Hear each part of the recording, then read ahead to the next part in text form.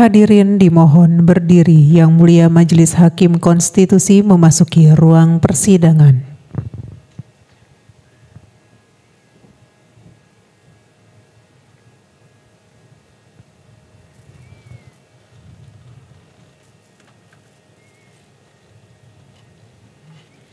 Hadirin disilakan duduk kembali.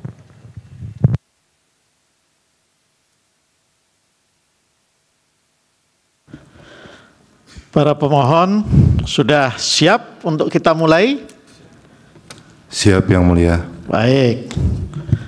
Ini semua yang menjadi pemohon hadir?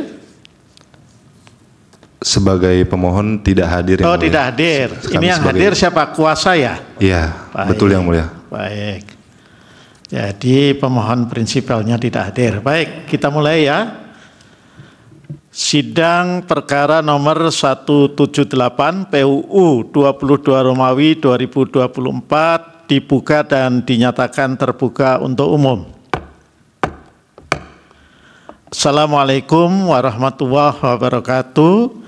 Selamat siang, salam sejahtera bagi kita semua. Kuasa pemohon silahkan memperkenalkan diri. Baik, mohon izin Yang Mulia. Di sini kami bertindak sebagai kuasa hukum pemohon yang tergabung dalam tim advokasi PMII Komisariat Fakultas Syariah dan Hukum UIN Jakarta. Saya sendiri sebagai ketua umum Muhammad Syarif Kusumojati. Di sebelah kanan saya ada Zulfikar Putra Utama sebagai kader juga. Di sebelah kiri saya ada A. Fahru Rozi merupakan kader, dan sebelah kanannya lagi ada Zakwan Fadil Putra Kusuma sebagai anggota, dan yang di paling kiri ada Muhammad Jundi Fatih Rizki sebagai anggota Yang Mulia. Demikian, terima kasih Yang Mulia. Baik, ini pemohon prinsipalnya dua-duanya mahasiswa dan kuasa hukumnya mahasiswa juga. Untuk pemohonnya sudah alumni, Mas. Oh, sudah alumni kok? Iya. Begitu ya? Kok ini ditulis mahasiswa di sini? Oke. Nah, kalau kuasa hukumnya apa? Mahasiswa Yang Mulia. Saya. Oh, kebalik malah. Oh, gitu. Ya sudah, nggak apa-apa. Di Mahkamah Konstitusi memang tidak harus advokat yang menjadi kuasa hukum. Ini pernah beracara di Mahkamah Konstitusi? Saya atau sendiri ini baru pertama kali? Baru pertama kali Yang Mulia. Baru pertama kali, ya. Baik, ini baru pertama kali. Nah, sidang pendahuluan ya dalam perkara nomor 178 ini ya, ini nanti akan diisi dengan pembacaan pokok-pokok permohonan. Ini sudah dibuat ringkasannya belum ini? Sudah Yang Mulia. Sudah, baik.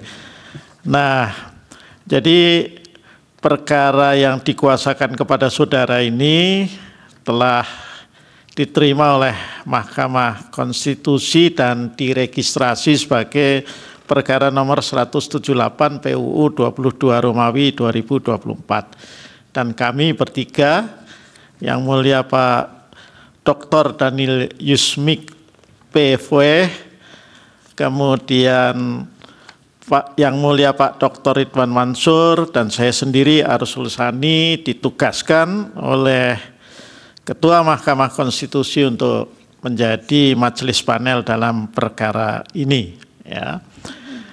Nah, kalau begitu dipersilahkan untuk membacakan pokok-pokok permohonan, dan nanti di bagian petitum boleh dibacakan secara lengkap, secara keseluruhan. Ya. Setelah itu nanti majelis panel akan memberikan penasihatan. Ya, silakan disampaikan pokok-pokok permohonannya. Baik, Bismillahirrahmanirrahim. Assalamualaikum warahmatullahi wabarakatuh. Izin membacakan pokok-pokok permohonan dalam pengujian material pasal 9 ayat 1 huruf D Undang-Undang nomor 11 tahun 2021 tentang perubahan atas Undang-Undang nomor 16 tahun 2004 tentang Kejaksaan Republik Indonesia terhadap Undang-Undang Dasar Negara Republik Indonesia tahun 1945.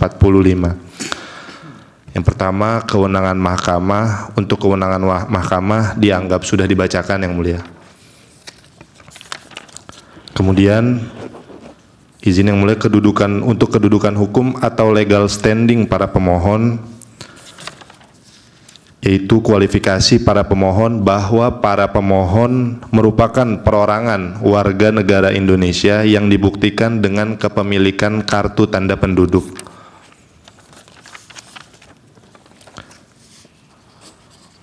Kemudian hak konstitusional para pemohon dianggap dirugikan akibat berlakunya pasal yang diujikan, Yang Mulia, yaitu bahwa pasal 9 ayat 1 huruf D Undang-Undang 11 tahun 2021 menyatakan bahwa salah satu persyaratan menjadi seorang jaksa adalah memiliki ijazah paling rendah sarjana hukum pada saat masuk kejaksaan. Menurut para pemohon, ketentuan frasa sarjana hukum memuat interpretasi yang sempit. Frasa sarjana hukum pada pasal AKUO memuat cakupan yang terbatas, hanya terpaku pada lulusan program studi ilmu hukum semata.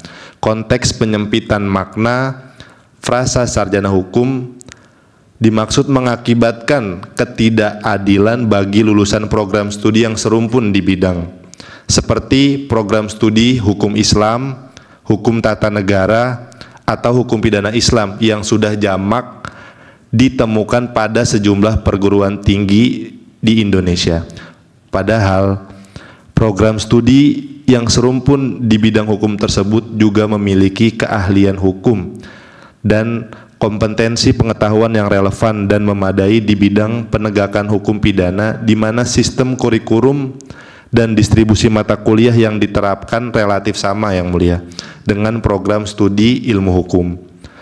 Kemudian kerugian konstitusional para pemohon dimaksud bersifat spesifik khusus dan aktual, bahwa sebagai sarjana hukum pada Fakultas Syariah dan Hukum UIN Syarif Hidayatullah Jakarta, para pemohon telah melakukan pendaftaran sebagai peserta calon pegawai negeri sipil pada instansi Kejaksaan Agung pada bagian formasi jaksa ahli pertama, bahwa pada tanggal 19 September 2024 para pemohon dinyatakan tidak lolos syarat administratif oleh panitia penerimaan calon ASN Kejaksaan Agung. Dalam konfirmasi yang diberikan oleh verifikator, para pemohon dinyatakan tidak memenuhi persyaratan karena kualifikasi pendidikan para pemohon tidak sesuai dengan yang dipersyaratkan pada formasi kejaksaan yang dituju. Alasan verifikator menyebutkan pada prodi S1 Hukum Tata Negara tidak tercantum dalam pengumuman. Kemudian bahwa pada tanggal 20 September 2024, Yang Mulia, para pemohon pun mengajukan sanggah terhadap keputusan yang dimaksud di atas berdasarkan mekanisme yang sudah tersedia. Dalam sanggahan seperti disebutkan di atas, para pemohon mendalilkan bahwa kualifikasi pendidikan yang sudah ditempuhnya adalah setara dengan kualifikasi pendidikan sebagaimana yang dipersyaratkan oleh instansi yang bersangkutan. Sanggah tersebut juga dibarengi dengan lampiran surat keterangan Forum Dekan Fakultas Syariah dan Hukum Perguruan Tinggi Keagamaan Islam Negeri seluruh Indonesia, yang salah satunya menyatakan bahwa gelar sarjana hukum bagi alumni Fakultas Syariah dan Hukum Perguruan Tinggi Keagamaan Islam adalah sama kedudukannya dan sederajat dengan gelar sarjana hukum bagi alumni perguruan tinggi di bawah Kementerian Pendidikan, Kebudayaan, Riset, dan Teknologi. Kemudian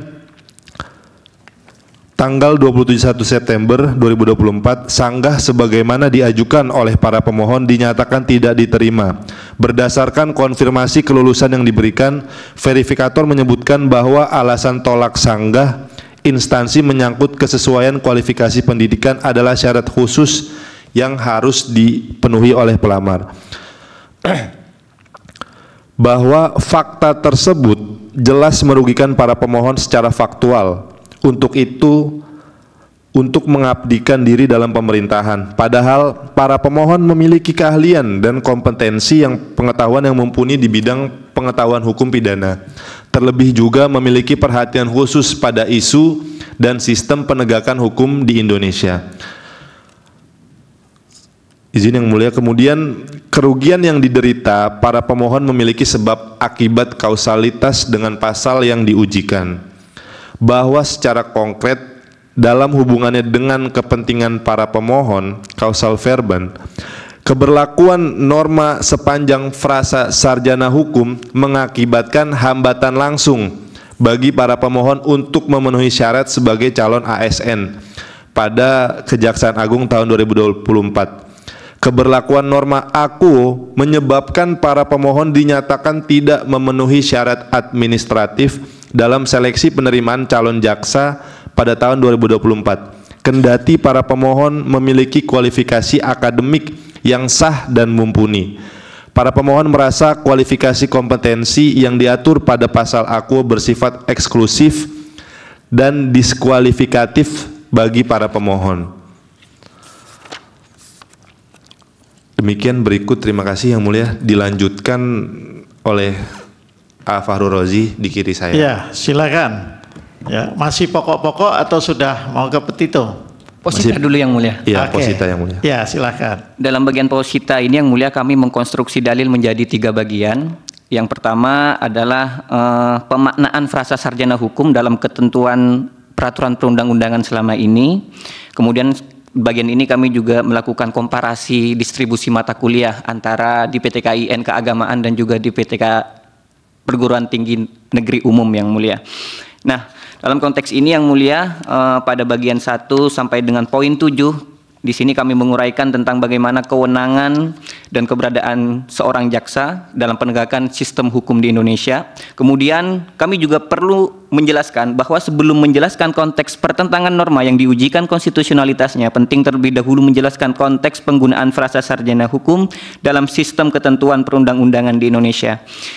Kita bisa lihat di sini yang mulia, kami kuasa hukum mendalilkan di poin 9 misalnya, di Undang-Undang tentang Mahkamah Agung itu pada pasal 7 ayat 1 huruf E itu disebutkan bahwa salah satu syarat untuk menjadi hakim agung adalah berijazah sarjana hukum atau sarjana lain.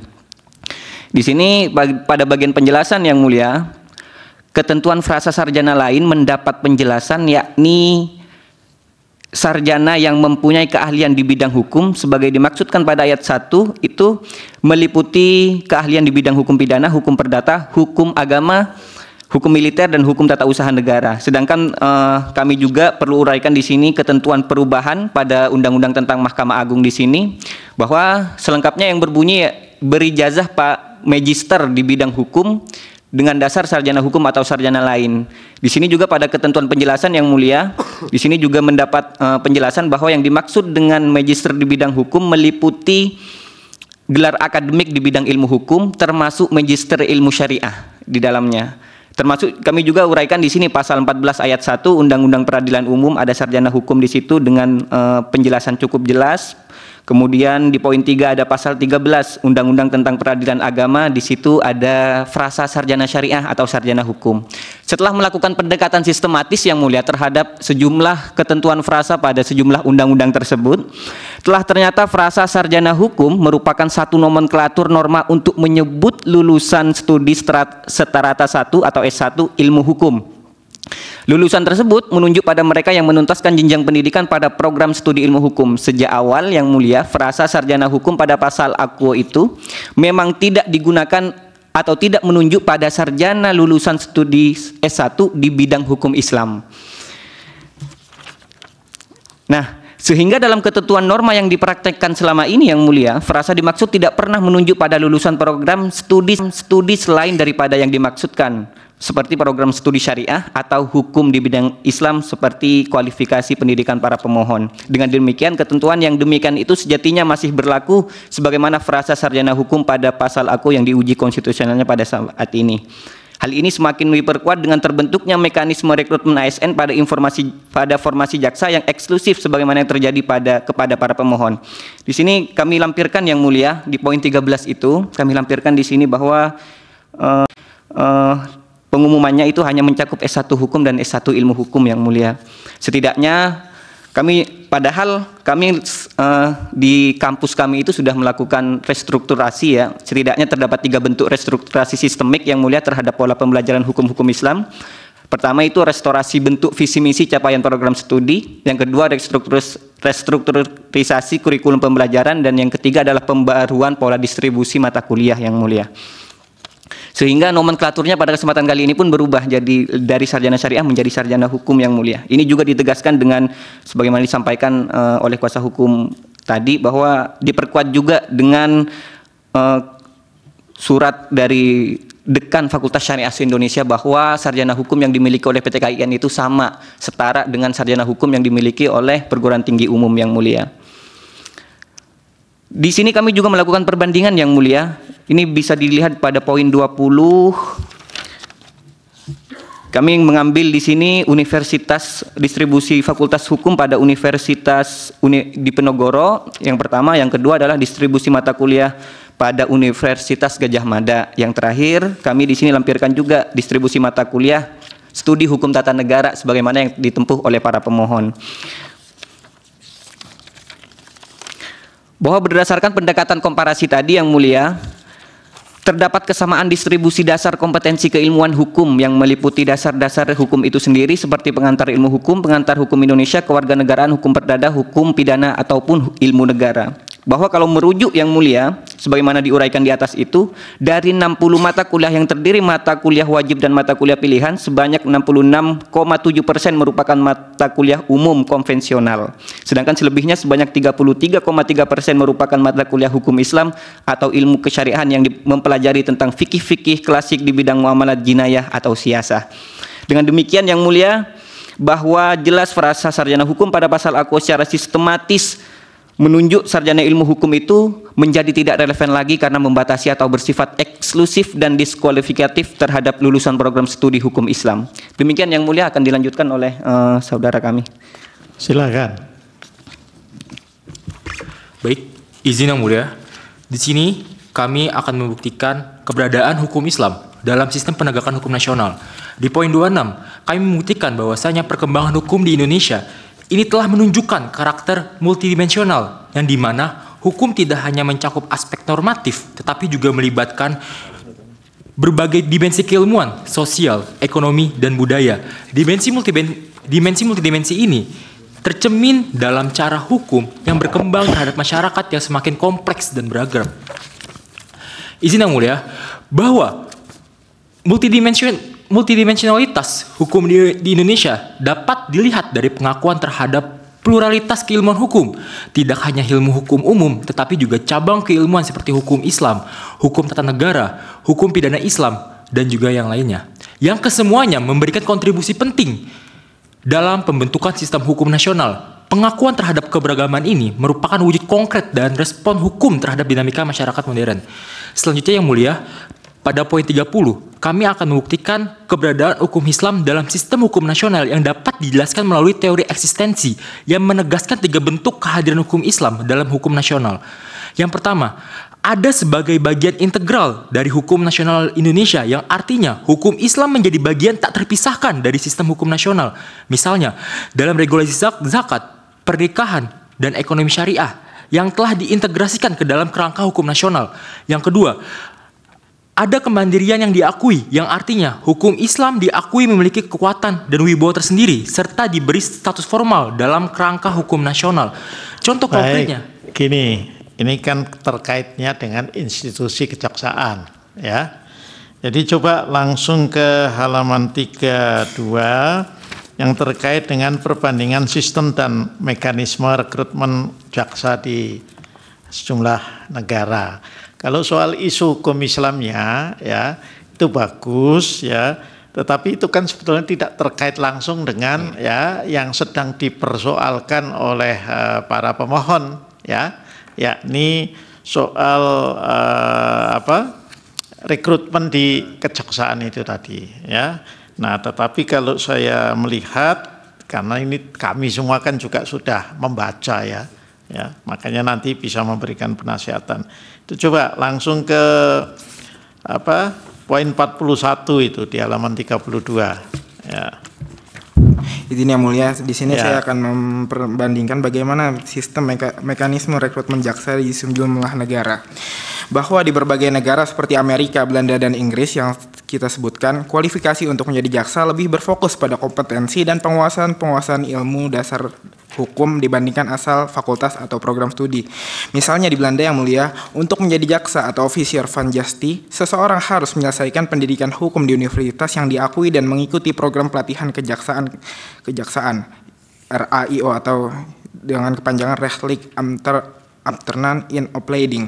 Berlandaskan pada situs kejaksaan resmi pemerintahan Belanda, untuk menjadi seorang jaksa diperlukan pendidikan hukum yang memenuhi persyaratan untuk efek sipil. Efek sipil sebagaimana yang dimaksud yaitu sertifikasi yang menunjukkan telah diselesaikannya pendidikan hukum yang memenuhi syarat untuk profesi hukum tertentu. Sertifikasi ini memastikan bahwa calon memiliki kompetensi pada hukum sipil, pidana, dan administratif. Selanjutnya ada kutipan dari dan dianggap dibacakan. Selanjutnya di Amerika Serikat, seseorang dapat menjadi jaksa apabila ia telah menyelesaikan program pendidikan hukum dengan gelar Juris Doctor dari sekolah hukum yang diakui oleh American Bar Association. Sistem lulus ujian beraksem di yurisdiksi tempat mereka ingin berpraktik. Semua lulusan GED memiliki peluang yang sama untuk mendaftar sebagai jaksa di tingkat negara bagian atau federal asalkan mereka telah lulus bar exam dan memenuhi kriteria profesional. Terakhir yang mulia, di sini ada sistem rekrutmen bagaimana rekrutmen kejaksaan di Inggris. Sistem rekrutmen kejaksaan di Inggris mensyaratkan kandidat telah menyelesaikan pendidikan hukum yang diakui oleh Bar Standard Board. Bahkan, kendati berlatar belakang dari pendidikan selain hukum pun, hal tersebut tetap dimungkinkan setelah ia mengambil program Graduate Diploma Law. Bahwa yang dimaksud Bar Standard Board adalah kualifikasi pelatihan standar untuk menjadi profesional hukum di negara Inggris, termaksud pula untuk menjadi jaksa. Maka, untuk mengikuti pelatihan tersebut diperlukan kualifikasi sarjana hukum atau pasca sarjana diploma hukum bagi yang memiliki latar belakang non-hukum. Lanjut ke poin 47 yang mulia, bahwa berdasarkan perbandingan dengan praktik di berbagai negara tersebut, pembedaan kualifikasi terhadap lulusan fakultas syariah atau program studi hukum Islam dalam rekrutmen jaksa perlu ditinjau ulang untuk menciptakan sistem seleksi yang adil dan berbasis pada kompetensi. Terima kasih yang mulia. Petitum, sudah siapa yang mau membacakan? Izin yang mulia, saya akan membacakan petitum. Silakan, petitum dibacakan lengkap. Ya. Baik, berdasarkan seluruh uraian-uraian yang telah disampaikan oleh kuasa hukum, para pemohon memohon kepada Majelis Hakim Mahkamah Konstitusi yang memeriksa dan mengadili permohonan ini untuk berkenan memutuskan: 1. Mengabulkan permohonan para pemohon untuk seluruhnya. 2. Menyatakan frasa sarjana hukum pada pasal 9 ayat 1 huruf D Undang-Undang Nomor 11 Tahun 2021 tentang perubahan atas Undang-Undang Nomor 16 Tahun 2004 tentang Kejaksaan Republik Indonesia, Lembaran Negara Tahun 2021 Nomor 298. Tambahan Lembaran Negara 6755 bertentangan dengan Undang-Undang Dasar Negara Republik Indonesia Tahun 1945 dan tidak mempunyai kekuatan hukum mengikat sepanjang tidak dimaknai sarjana hukum atau sarjana yang serumpun di bidang hukum. 3. Memerintahkan pemuatan putusan ini dalam Berita Negara Republik Indonesia sebagaimana mestinya. Apabila Majelis Hakim Mahkamah Konstitusi Republik Indonesia berpendapat lain, mohon putusan yang seadil-adilnya. Ex equit et bono. Baik, mungkin itu petitum yang kami sampaikan, yang mulia. Terima kasih. Baik, ya. Terima kasih atas penyampaian pokok-pokok permohonan. Nah, ini sebelum disampaikan penasihatan oleh para yang mulia majelis panel, Ini pertama saya mau sampaikan dulu ya, sebisa mungkin dicatat penasehatannya. Tapi kalau nanti tidak tercatat dengan lengkap, dengan baik, ya, Anda semua juga bisa nanti mendownload ya risalah persidangan hari ini yang ada di laman Mahkamah Konstitusi. Biasanya beberapa jam setelah itu bisa di-download, atau ya bisa juga mendengarkan rekaman persidangan ini melalui akun YouTube dari Mahkamah Konstitusi ya. Jadi kalaupun nggak mencatat dengan lengkap ya, itu masih bisa terselamatkan ya untuk bisa menangkap penasehatan ya. Tapi karena kalian mahasiswa, maka saya kira penasehatan ini sebagai sarana latihan yang baik untuk melakukan apa yang disebut dengan taking notes ya.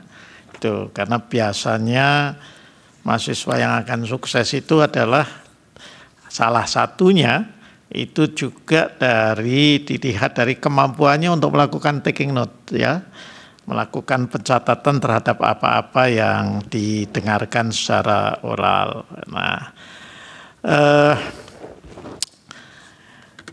untuk memberikan penasehatan ini, maka kami berikan kesempatan yang pertama kepada yang mulia Pak Dr. Danilius P. Foe ya, untuk menyampaikan. Kami persilakan yang mulia. Baik, terima kasih yang mulia Ketua Panel Bapak Dr. Arsul Sani dan anggota panel yang mulia Bapak Ridwan Mansur,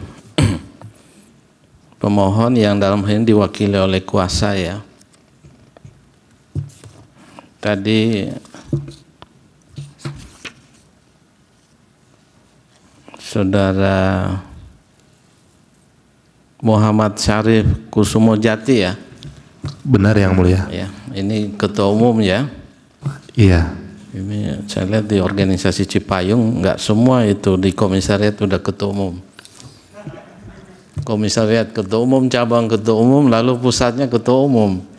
Nanti kalau bertemu semua banyak ketua umum ini. Ini repot nanti ini. Atau minimal nanti pengalaman riwayat hidup pernah jadi ketua umum ya. Baik, ini dari kuasa ini, walaupun tadi Saudara Muhammad Syarif mengatakan baru pertama, tapi kalau saya lihat di sini Saudara Fajrul Rosi ini sudah sering ini ya. Ini KTP-nya Sumeneb nih kalau nggak salah nih. Ya, udah sering dia yang mulia. Ya. Jadi dia sebenarnya udah tahu. Makanya saya lihat kualitas permohonannya ini bagus sekali ya. Sistematikanya. Jadi udah kelihatan udah sering beracara ini di Mahkamah Konstitusi ya.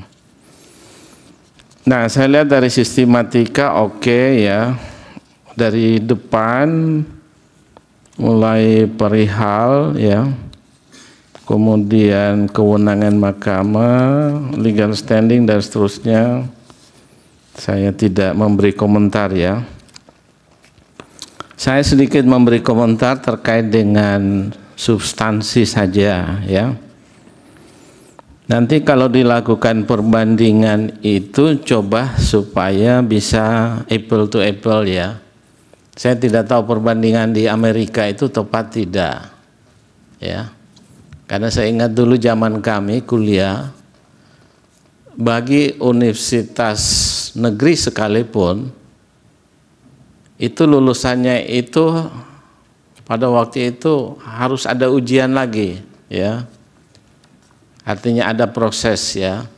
Atau misalnya di Jakarta ini beberapa fakultas hukum swasta dulu, ketika mereka tamat, mereka harus ujian persamaan kalau tidak salah istilahnya, ya.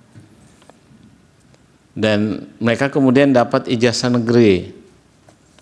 Saya ingat pada waktu ada alumni Atmajaya yang saya ingat adalah Pak Syahrul Yassin Limpo, ya. Dia fakultas hukum, tapi karena waktu itu swasta belum dipersamakan mungkin, dia kemudian ikut ujian persamaan di Universitas Hasanuddin. Kemudian Pak Alex Nurdin juga alumni Atmajaya, beliau ujian persamaannya di UI. Jadi ijazahnya dua, ijazah Atmajaya dan ijazah UI. Untuk Pak Alex Nurdin, Pak Syahrul Yassin Limpo itu ijazah di Atmajaya dan ijazah di Unhas, ya. Nah, artinya mungkin pada waktu itu dianggap belum bisa disetarakan, ya. Nah, karena itu tadi yang diajukan sini soal perbandingan mata kuliah, ini mungkin akan lebih mudah bagi hakim memahami adalah mungkin dibuat matriks, ya. Ini di Undip seperti ini, lalu UN seperti ini, ya. Itu yang pertama supaya lebih mudah, ya. Yang kedua, memang soal formasi. Kalau kita lihat dalam Undang-Undang Dasar, ya, ada pasal 24 yang juga dikutip di sini. Itu ada Mahkamah Agung dan badan-badan peradilan, ya. Salah satunya kan peradilan agama. Karena itu syarat jadi hakim agung ada juga hukum agama. Karena terstruktur di bawah di peradilan agama, kemudian pengadilan tinggi agama, lalu di Mahkamah Agung, ya. Jadi memang ada formasi. Nah, apakah di kejaksaan ini ada tidak formasi untuk itu, ya? Coba saja ditelusuri atau mungkin di negara lain. Sehingga betul-betul memang ini ada kebutuhan sehingga bisa masuk. Kemudian yang ketiga, coba juga nanti diuraikan apakah sudah sarjana hukum atau masih sarjana hukum Islam atau sarjana hukum syariah, SSY, ya, sama SHI.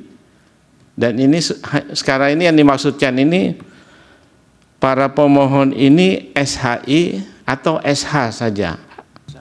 SH, sudah SH. Sudah SH, ya? Sudah. Oke. Berarti ada 3, ya. Coba mungkin diuraikan sedikit di mana perbedaannya, ya. Mungkin kan hakim semua ini kan ada yang mengerti, ada yang belum, ya. Minimal saya lah, ini kan pertanyaan dari saya, ya. Nanti dijelaskan, tapi tidak usah ditanggapi, bisa juga diuraikan nanti dalam perbaikan, ya, di mana perbedaannya, ya. Tadi sudah dijelaskan ada keputusan, ya. Tapi kalau masih bisa diuraikan, nanti coba diuraikan lebih detail. Nah, kemudian sedikit lagi catatan dari saya terkait hal ini. Coba ditelusuri original intentnya, ya, norma itu, norma yang diajukan permohonan ini. Apakah memang itu dibatasi, ya, hanya untuk sarjana hukum atau juga diberi ruang untuk sarjana yang lain, ya, di original supaya dieksplor lebih jauh. Nah, kemudian apakah para pemohon ini, tadi saya sempat dengar, apakah pernah mengajukan sebagai calon jaksa, ya? Pernah melamar? Pernah, ya. Pernah. Kemudian ditolak pada tahapan mana? Administrasi. Seleksi administrasi. Iya. Itu bisa ada buktinya, ya? Bisa. Nah, nanti dibuktikan. Itu saya kira kuat itu. Artinya ada proses yang tidak bisa diikuti selanjutnya karena sudah diseleksi di tingkat udah gagal seleksi di tingkat administrasi, ya. Nah, kemudian tadi yang soal perbandingan di Amerika, ya. Ini catatan saya, kalau bisa dicek apakah informasi yang disampaikan itu betul atau tidak, ya. Diperkuat dengan mungkin sekarang kan gampang, ya, lewat online bisa dilacak, ya. Saya kira sementara dari saya cukup sekian, Yang Mulia. Kalau nanti ada hal yang perlu disampaikan akan saya sampaikan. Terima kasih, Yang Mulia. Terima kasih Yang Mulia Pak Dr. Daniel Yusmik. Berikutnya yang akan menyampaikan penasihatan adalah Yang Mulia Pak Dr. Ridwan Mansur. Kami persilahkan. Baik, terima kasih Yang Mulia Ketua Panel, Yang Mulia Bapak Dr. Arsul Sani, dan juga Yang Mulia anggota panel Bapak Dr. Daniel Yuspik Pancasakti Pepoy, dan juga segenap kuasa pemohon ya Pak dan Muhammad Jundi Fatih Rizki dan kawan-kawan. Yang berlima ini sudah pernah juga mengajukan tadi? Belum, Yang Mulia, baru Fahru Rozi pernah. Baru Fahru Rozi, ya Fahru Rozi sudah beberapa kali saya berjumpa di ruangan yang besar ini ya. Baik, sudah banyak tadi disampaikan oleh Yang Mulia anggota panel, dan juga saya melihat sudah membaca ini lumayan gemuk ini permohonannya, ada 35 halaman. Ya, saya sudah lihat ini juga sudah, dan juga tertata sudah cukup baik ya, sesuai dengan juga dengan beberapa pakem ya ketentuan yang ada di dalam peraturan Mahkamah Konstitusi mengenai penyusunan format dan sebagainya. Hanya beberapa hal yang ingin saya nasihatkan, mudah-mudahan ini bisa juga menjadi pelengkap untuk lebih percaya dirinya saudara-saudara kuasa ini untuk beracara di Mahkamah Konstitusi dan berusaha untuk membuahkan hasil gitu setidak-tidaknya juga. Ini kan berawal dari peristiwa konkret ya, tadi sudah dijelaskan ya. Memang terjadi yang dialami oleh Silvi Nudia ini dan Muhammad Fajar ya, yang juga pernah menjadi sarjana yang mengajukan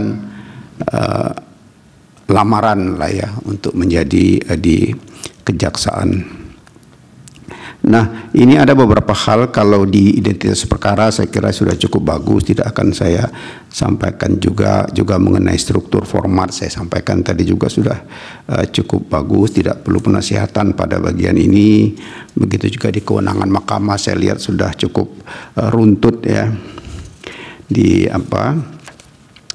Cuma di kedudukan hukum ini banyak sekali nih, 9 halaman sendiri ya. Nah, ini kan yang saudara-saudara uraikan di sini ya, karena pemohon 1 dan pemohon 2 ini kan pengujian material terhadap pasal yang ada dalam undang-undang ini mengenai dan juga terhadap frasa sarjana hukum yang dimaksud saudara. Di pemohon 1, pemohon 2 ini tidak lulus pada tahap administrasi ya untuk menjadi jaksa pada tahun 2024, meskipun menurut saudara sudah memiliki kualifikasi akademik yang diakui setara. Nah, untuk itu juga mungkin saudara di dalam membuat lebih lengkapnya ya di kualifikasi pemohon ini, dalam penguraian ini mungkin kebutuhan 5 syarat itu memang sudah cukup, tapi alangkah bagusnya kalau saudara juga menambahkan juga untuk menguatkan dalil-dalil ini ya, meskipun sudah menyebutkan distribusi mata kuliah dan sebagainya, tetapi juga mungkin saudara juga perlu menunjukkan sebagai bukti untuk memperkuat itu ya, mengenai ijazah, transkrip, dan karena saudara menyebutkan di dalam permohonan saudara ini ada kompetensi setara. Nah, saudara jelaskan kompetensi setara itu sarjana hukum artinya bisa. Kemudian juga saudara bisa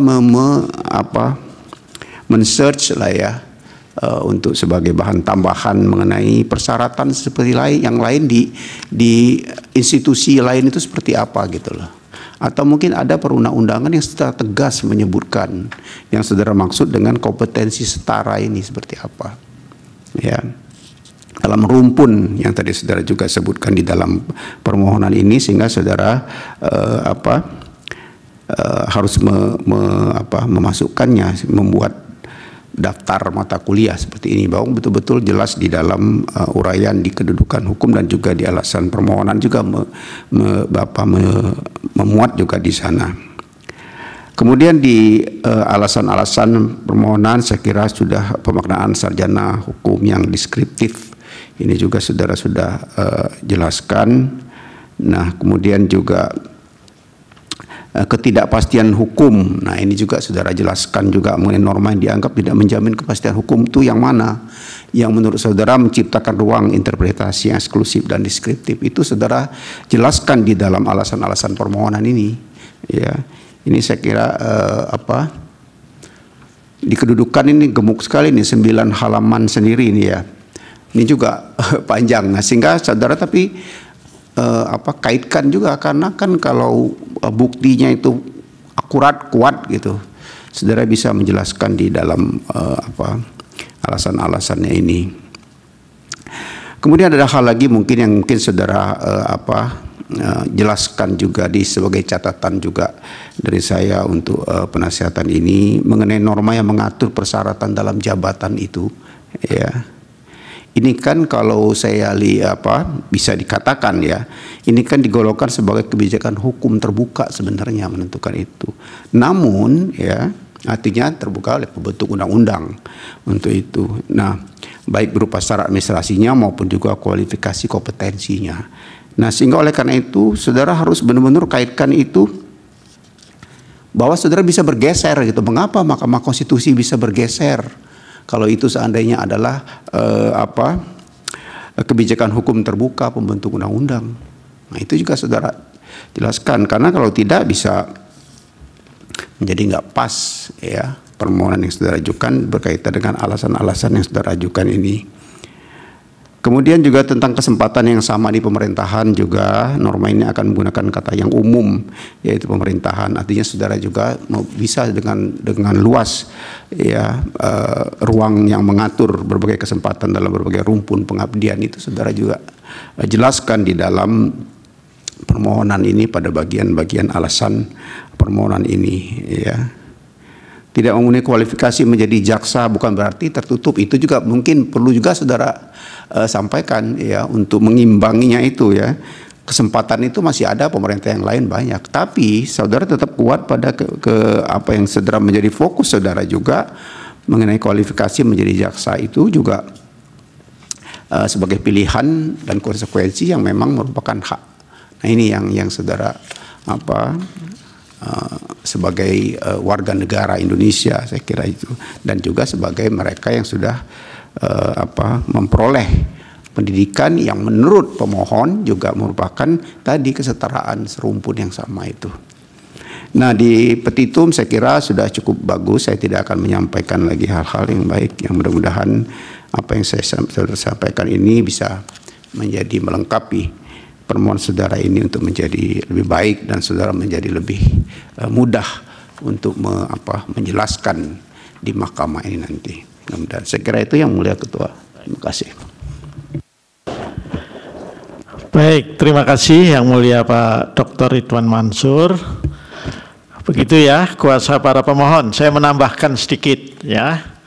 Pertama, ini kan tadi kalau saya dengarkan ya, dan juga saya baca, kerugian konstitusional yang didalilkan oleh para pemohon ini adalah kerugian yang bersifat aktual, faktual, dan spesifik, bukan potensial. Nah, karena ini kerugian yang bersifat faktual, spesifik, bukan potensial, sedangkan yang dipermasalahkan itu syarat menjadi jaksa ya. Nah, ini sebaiknya di identitas para pemohon ini diperbaiki. Ini kan dicantumkan pekerjaan pelajar atau mahasiswa. Kalau pelajar atau mahasiswa kan belum sarjana, kan belum faktual berarti ya. Jadi sebenarnya pekerjaan, masa mahasiswa dan pelajar kok pekerjaan gitu loh. Nah, itu status pendidikan iya itu. Nah, walaupun saya memahami ini pasti diambil dari KTP kan. Betul yang mulia. Kan begitu. Jadi ini perlu juga ditambahi hemat saya pekerjaan di dalam KTP bisa kan pekerjaan ini dalam kurung KTP. Nah, kemudian pekerjaan sekarang ditambahkan kan. Itu ya apa pekerjaannya? Ya, pekerja magang ya, sarjana magang atau apa? Magang dengan latar belakang pendidikan sarjana. Ini untuk menguatkan ya klaim kedudukan hukum ya, dalil kedudukan hukum yang terkait dengan kerugian hak konstitusional yang faktual itu tadi ya. Kalau ini mahasiswa yang mau di challenge adalah pasal tentang syarat menjadi jaksa kan nggak match jadinya ya. Itu terserah, boleh juga misalnya disempurnakan itu tadi pelajar mahasiswa menurut KTP gitu kan. Nah, kemudian diinikan lagi, ditambahin lagi pekerjaannya. Dua pemohon ini apa ini dua-duanya sudah selesai? Sudah lulus. Dua-duanya melamar apa enggak? Melamar dan tertolak. Nah, ya begitu. Ya, jadi itu ditampakkan di sini di identitas ya. Misalnya saat ini apakah pekerja magang ya, atau pekerja magang dengan pendidikan sarjana atau apapun lah untuk menunjukkan itu ya. Nah, yang berikutnya lagi saya kira ini melengkapi saja yang disampaikan oleh para yang mulia tadi.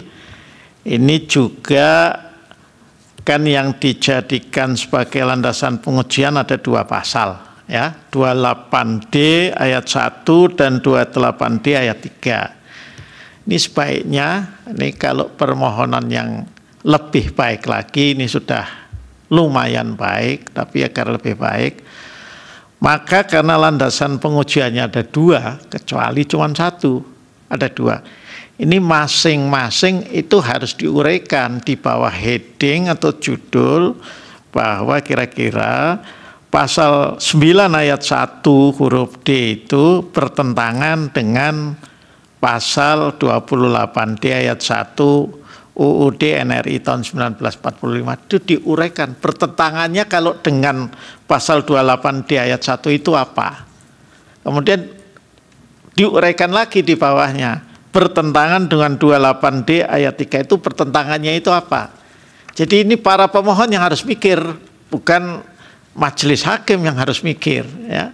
Para pemohon yang harus mikir dan mengargumentasikan sehingga para hakim itu nanti punya kesan yang kuat, oh ya memang ini benar melanggar itu ya. Kalau sudah bisa sampai membuat hakim terkesan kuat dan membenarkan, nah itu baru kemudian permohonan itu betul-betul bagus ya, sempurna, baik ya. Nah, yang berikutnya lagi ya, ada baiknya juga karena ini kan di dalam permohonan bicara soal diskriminasi.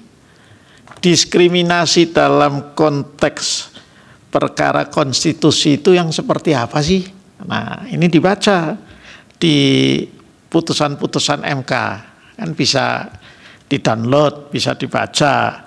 Ini contoh, itu putusan MK 70 2004, 24 2005, 72 2023, 29 2006, 27 2007, 97 2016. Banyak itu ya.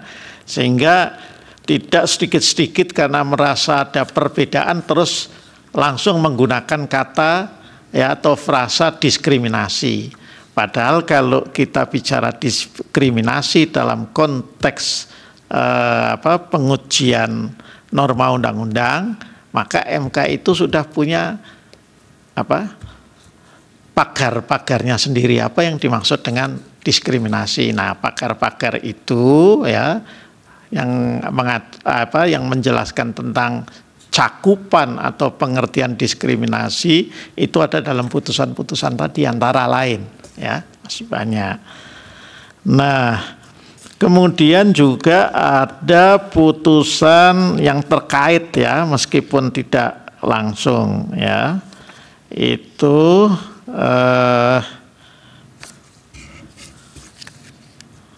Putusan, sebentar saya lihat ya.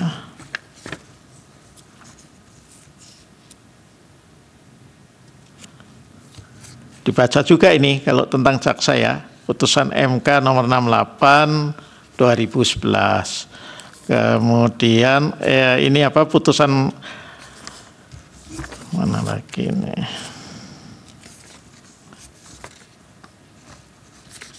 Yaitu 68 2011. Ada dibaca juga soal itu. Ya, itu untuk memperluas perspektif dan mungkin bisa nanti ditambahkan juga sepanjang relevan sebagai argumentasi dalam perbaikan permohonan, ya. Oke. Jadi itu ya para pemohon. Nah, untuk memberikan kesempatan setelah saudara mendengarkan penasehatan dari majelis panel, maka saudara diberi kesempatan untuk memperbaiki permohonan. Nah, saudara punya kesempatan untuk memperbaiki permohonan itu sampai dengan Kamis 2 Januari 2025, ya. Nah, jadi itu paling lambat, ya. Tapi kalau lebih cepat, ya, diajukan ya lebih baik, asal bukan di hari libur atau di tanggal merah. Kan kalau Natal itu pasti tanggal merah, ya. Nah, untuk itu nanti perbaikan permohonannya, ya, yang soft copy-nya bisa dikirim via email, tapi hard copy-nya juga disampaikan kepada Mahkamah Konstitusi. Itu semuanya paling lambat 2 Januari 2025. Nah, setelah nanti Mahkamah menerima perbaikan permohonan, baru kemudian Mahkamah akan menentukan sidang untuk mendengarkan perbaikan permohonan, ya. Tetapi karena ini sedang musim perkara sengketa pilkada, ya, maka ada kemungkinan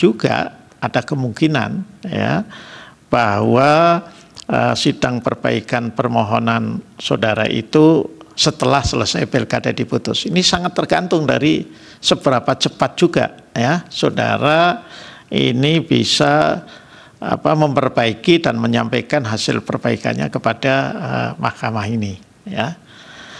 Begitu ya. Ada yang mau disampaikan? 1-2 hal sebelum saya tutup. Saya ada, Yang Mulia. Silakan. Ya, ada 2 hal yang mau kami sampaikan pada kesempatan kali ini. Yang pertama, keberadaan kami di sini tentu dalam rangka mengadu kepada Mahkamah Konstitusi, ya, Yang Mulia.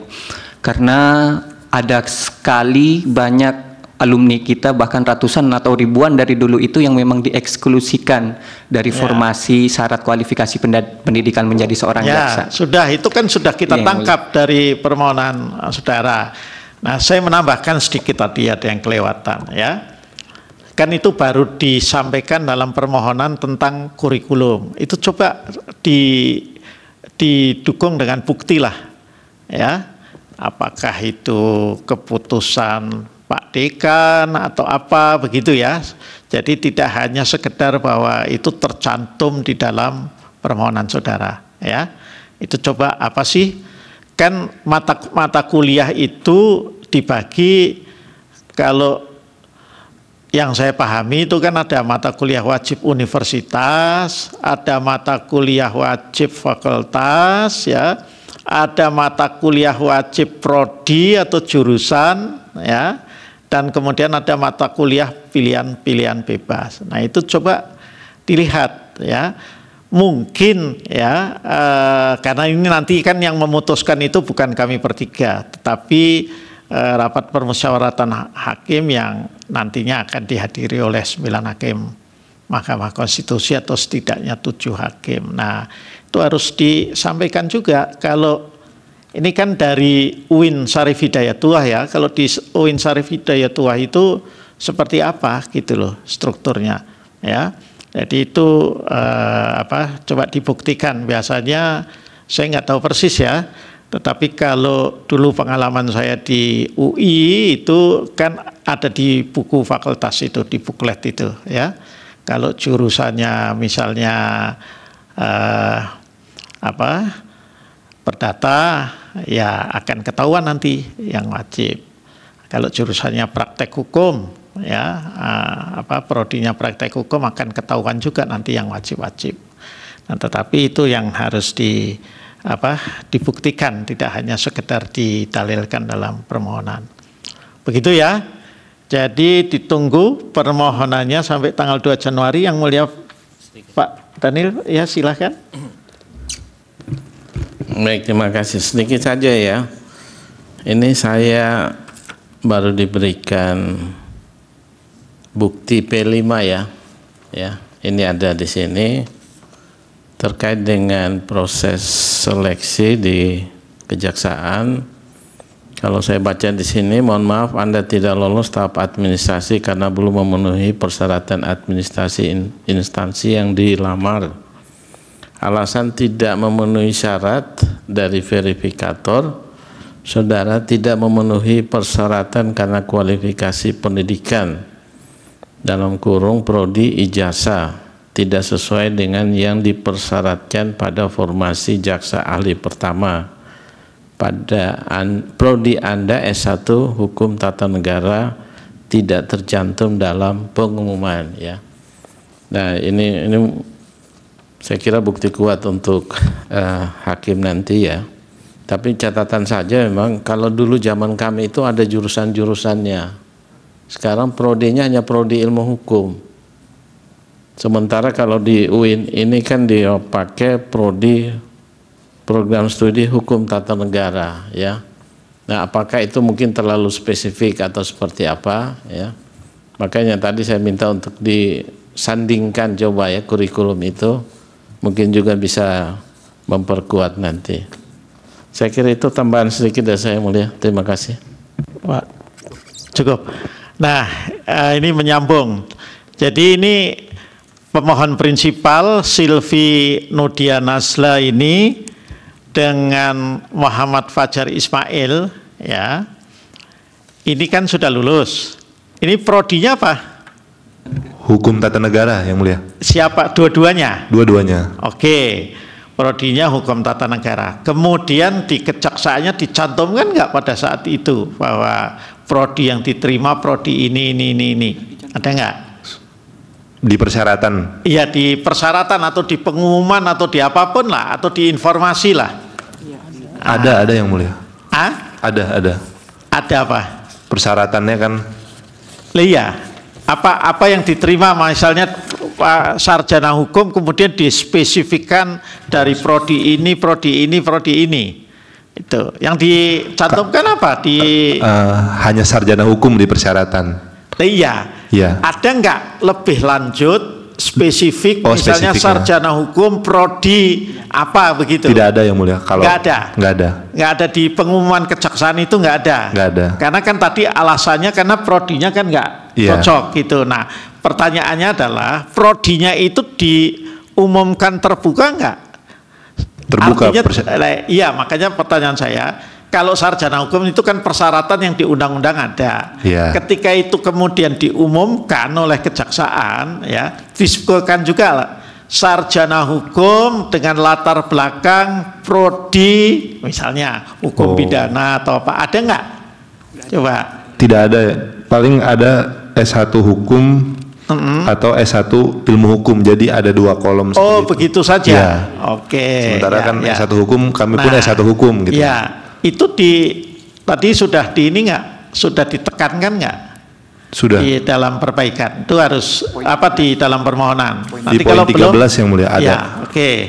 Ya sudah, itu sangat sangat perlu ditekankan. Nah, saya sarankan, ini kan saran ya. Bagi pemohon prinsipal itu ada baiknya juga menyampaikan juga ya daftar mata kuliah ya yang sudah diambil ya. Kalau malu nilainya apa ABC ya itu boleh ditutup. Gitu ya. Itu ini sarjana hukum IP disyaratkan nggak di situ? Tapi ada, itu ada kan minimal. Alasannya kan syarat kan bukan karena tidak memenuhi IPK ya. Bukan yang mulia. Ya nggak apa-apa. Jadi itu diinikan karena apa? Karena di sini memang tidak umum. Tapi kalau di Inggris lah misalnya saya ambil, karena anak saya pernah bekerja di sana. Katakanlah sarjana hukum LLB dengan qualifying subject. Itu artinya harus mengambil mata kuliah ini, gitu loh. Tapi itu cantumkan terbuka, jadi fair. Tidak hanya cuman bersyarat LLB lah sarjana hukum begitu. Tapi dengan memenuhi itu tadi qualifying subject terkualifikasi tertentu. Itu. Nah, itu maksudnya supaya lebih spesifik karena memang yang dibutuhkan adalah sarjana hukum. Nah, spesialisasi apa begitu loh, itu ya begitu. Jadi itu saran saja, terserah saja karena soal alat bukti yang diajukan itu kan hak sepenuhnya dari pemohon. Tetapi kalau alat buktinya makin baik, makin meyakinkan kan dengan sendirinya bisa mempengaruhi juga para hakim yang akan memutus. Begitu ya. Oke, jadi sekali lagi perbaikan permohonannya ditunggu sampai tanggal 2 Januari 2025 hari Kamis. Anda diberi waktu 1 tahun itu sebetulnya, karena sudah berganti tahun. Ya, baik. Kalau sudah tidak ada lagi, maka sidang satu yang mulia. Ya. Kami akan mempercepat perbaikan ini. Sekiranya bisa kami memohon kepada mahkamah untuk diagendakan sidang perbaikannya sebelum PHPK ada yang mulia. Masuk dulu, baru nanti kita pertimbangkan. Masuk aja belum kok sudah minta gitu loh. Itu kan Anda bisa masuk kapan saja. Kalau misalnya malam ini terus begadang terus terus besok diperbaiki ya nanti kita lihat seperti apa ya. Gitu. Jadi yang penting dibuat dulu. Tapi prinsipnya peluang untuk sidang perbaikan sebelum ganti tahun itu akan sangat tergantung dari tergantung dari jadwal Mahkamah Konstitusi. Ya. Yang kedua dari kecepatan Anda untuk mengajukan permohonan juga. Jadi dua-duanya harus terpenuhi. Begitu ya. Oke. Dengan demikian sidang perkara nomor 178 PUU 22 Romawi 2024 ditutup. Hadirin dimohon berdiri. Yang Mulia Majelis Hakim Konstitusi meninggalkan ruang persidangan.